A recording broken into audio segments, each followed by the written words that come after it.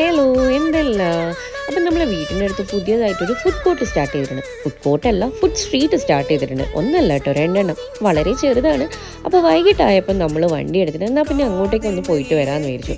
അപ്പം നമ്മളിതാ പോയിട്ട് അവിടെ എത്തിയിട്ടുണ്ട്. ഇതാണ് ഫസ്റ്റ് ഫുഡ് സ്ട്രീറ്റ്. അപ്പോൾ ഇതിൻ്റെ തൊട്ടടുത്ത് തന്നെ ചെറിയൊരു ഫുഡ് സ്ട്രീറ്റും കൂടി സ്റ്റാർട്ട് ചെയ്തിട്ടുണ്ട്. ആദ്യം അവിടെ പോയി നോക്കാം, എന്നിട്ട് ഇങ്ങോട്ടേക്ക് വരാമെന്നായിരുന്നു പ്ലാന്. അപ്പോൾ ഫസ്റ്റ് അവിടെ തന്നെയായിരുന്നു നമ്മൾ വണ്ടി വെച്ചിട്ടുണ്ടെങ്കിൽ. ഇത് വളരെ ചെറുതാണ്, വലിയ എക്സ്പ്ലോറിങ് അങ്ങനത്തെ ഒന്നും ഉണ്ടായിരുന്നില്ല.